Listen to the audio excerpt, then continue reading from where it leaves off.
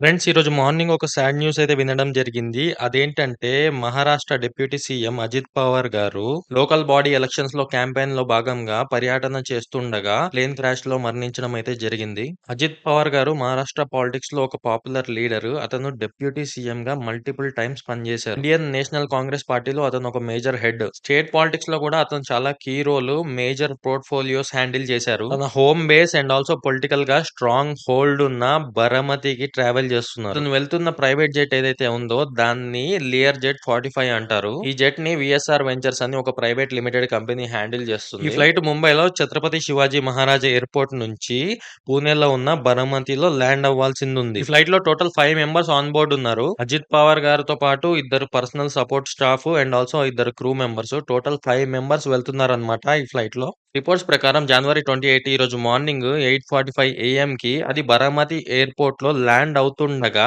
అది కంట్రోల్ తప్పి రన్‌వే కన్నా ఒక 100 మీటర్స్ ముందే అది క్రాష్ ల్యాండ్ అయినట్టు తెలుస్తుంది. ఎప్పుడైతే క్రాష్ ల్యాండ్ అయిందో అక్కడి నుంచి మంటలైతే చాలా విపరీతంగా చెలరేగినట్టు తెలుస్తుంది. చుట్టుపక్కన వాళ్ళు ఆ ఫ్లైట్ లో ఉన్న వాళ్ళని సేవ్ చేయడానికి కూడా వెళ్లి సేవ్ చేయలేనంత ఘోరంగా మంటలైతే చెలరేగాయని తెలుస్తుంది. ప్రిలిమినరీ అబ్జర్వేషన్స్ ప్రకారం మాత్రం అది ల్యాండింగ్ టైమ్‌లో డైరెక్షనల్ అనేది లాస్ అయినట్టు తెలుస్తుంది. కానీ ఇది జస్ట్ ప్రిలిమినరీ ఇన్వెస్టిగేషన్ మాత్రమే. కానీ డీజీసీఏ నుంచి అఫీషియల్ యాక్చువల్ రిపోర్ట్స్ అయితే ఇంకా ఏం రాలేదు. ఎందుకంటే ఆ ఫ్లైట్‌లో ఉన్న black box and also cockpit voice records and రకరకాల వేరియస్ డేటా అనేది దాని మీద వాళ్ళు ఇన్వెస్టిగేషన్ చేయాల్సిందుంది. కానీ ఇండియన్ పాలిటిక్స్‌లో ఇది మాత్రం ఒక మేజర్ లాస్. అజిత్ పవార్ గారి ఫ్యామిలీ మెంబర్స్‌కి, అతని సపోర్టర్స్‌కి నా సంతాపం అనేది తెలియజేస్తున్నాను. May your soul rest in peace. Thank you.